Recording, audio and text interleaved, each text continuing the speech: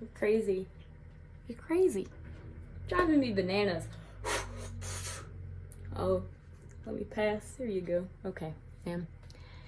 It's real time. It's real talk now. Esther needs to talk to you. It's your girl Esther Joy coming at you with another video. On this channel, we like to talk about love, light, joy, and peace.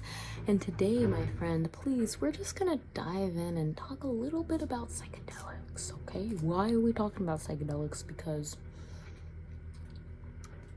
I think that for many of you, it has led up to your spiritual awakening. And I have to say, it's played a big role in mine as well. With that being said, as we know, many psychedelics are actually illegal, which is interesting because there are much worse medicines out there that are illegal that do worse things to you, but that's besides the point. The point is, I'm making this video to kind of talk about the use of psychedelics in a spiritual, awakening journey and my experiences, because obviously I can only talk about myself, fam. I can only talk about myself. I am not you.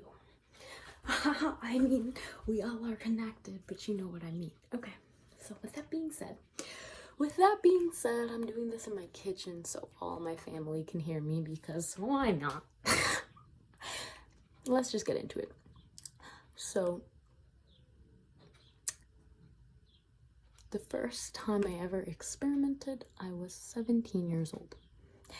And it changed my life. I was in a place where it was like, typical edgy teenagers, death or experiment, right? So I was like, yeah, pass the,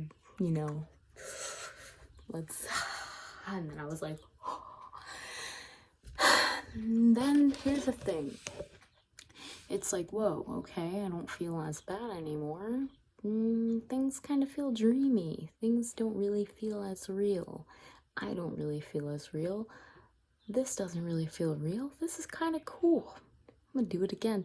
And in a way, it's a method to escape reality, because reality is kind of dense. It's kind of sucky at times, and that's pretty much what it was.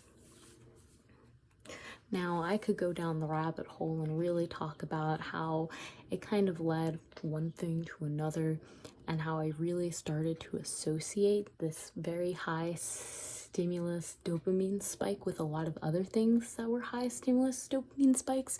And it kind of led to this dependency of, I need that dopamine spike to stay functioning properly, so I'm just gonna keep going down this rabbit hole.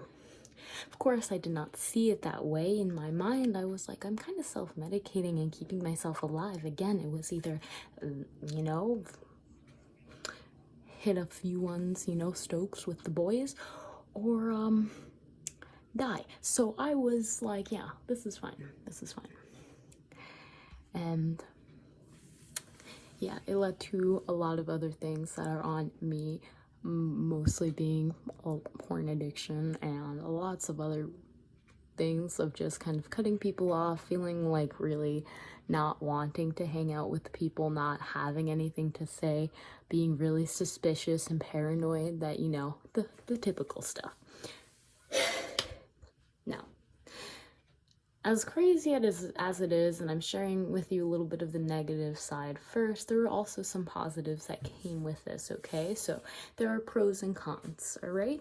And one of the pros were that it really opened my eyes to, contact a lot more, and definitely primed me for that kind of contact. It also, a lot of trips, there definitely spiritual trips happened where, the whole conversations I would have with people, and that I don't even think they were real. I think this all happened, I would be tripping real hard. But it helped a lot. It helped me learn how to be aware of the signs before you go down a negative loop of, a negative trip, and how to prevent that from happening. So I'm very thankful. It definitely helped me train my mind. And when I say this, it's because once I started taking it, the anticipation would actually kick in, and it would feel as if I've already, done the thing before I did it, because, my brain would just be creating those kind of chemicals in anticipation. So Why do I say this? Because I don't smoke weed nearly as much as I used to, okay? On occasion, if someone's like, hey, it's like an event or something, sure. But do I do it every day or multiple times a day? No. No. There was a time where I did, and I really didn't feel like there was anything wrong with it. But if you're just like going, 7, 8, 9, 10 times a day, like every single hour, there might be something wrong with that, okay? And I'm saying that because this is coming from my personal experiences, and I don't really think anything is wrong with it, and please take this at your own pace, but you'll know what's up. Don't get frustrated. Yeah, I might make another video to really go over how I recovered from that and what steps really helped, but just giving myself space and actually acknowledging what were the triggers, what was the feedback I was getting, and then actually allowing myself to recreate that energy, those kind of neural connections with, the dopamine effect naturally. Because guess what? As I said, it really groomed me for communication, and I realized, I thought that, it was enhancing, and in a way it was enhancing that kind of communication. But when you take psychedelics, depends on which one. Right now I'm just talking about cannabis. Maybe I'll talk about others in other videos. Your energy gets very scattered. So that's why it's so easy to kind of communicate through the veil to other beings. But you will find it's hard for you to focus or stay on one task because it, again, is scattered. So if you have like a goal or, something that you want to do, it's kind of difficult when you're under that influence. It's easy if you just want to chill and talk to some entities. But yeah, that's what I have discovered with that. So it's great for kind of growing your awareness, but not really focusing and zoning in on one thing.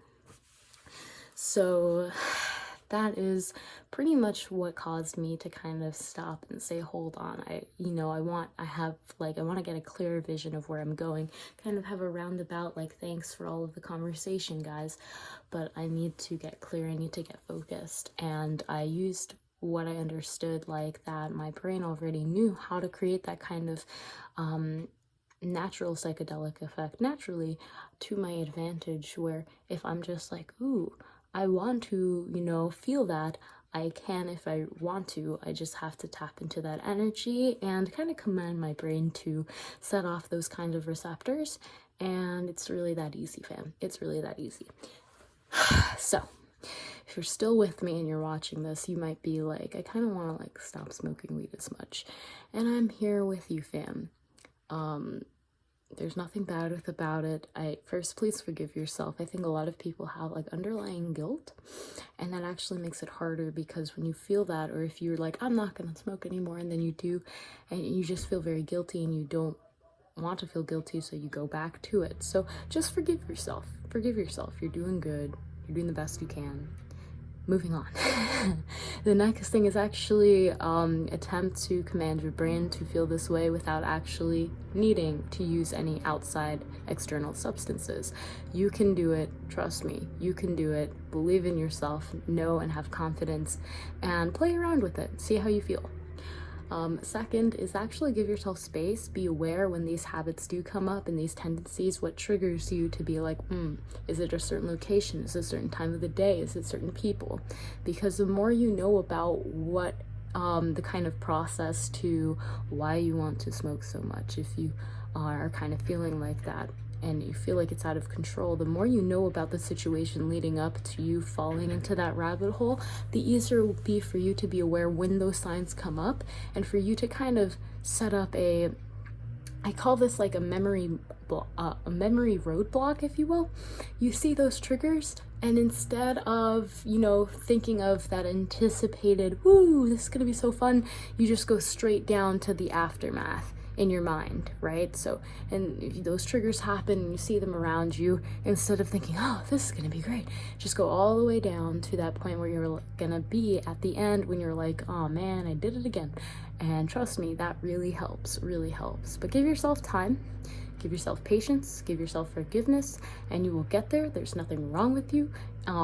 Still be vibing, okay? Just know what is healthy and what is not, and allow yourself to know your own limits and how your own body works and what is good for you and how to utilize this. But yeah, these psychedelics, there's nothing wrong with them. They do help open consciousness, but also to be aware and allow yourself to ground into the earth, knowing that you don't actually need them to still have that effect. If I'm being honest with you, you really don't. And to experiment with that in your own time and your own will. So without further ado, fam, maybe one day we can pass the banana around, you know what I'm saying? And until that day, you can press a thumbs up right now if you found this video to be helpful, and if so, then great. Please comment down below if you were one of the people that recommended this, because I would love to shout you out in the description box, but I'm really bad with names and I didn't write it down. So yeah, thank you so much again for joining me. I really appreciate all of your comments, all of your support, every single beautiful human being who's here. Like, one day we'll be passing the banana around. Until then, have an amazing day, my friend.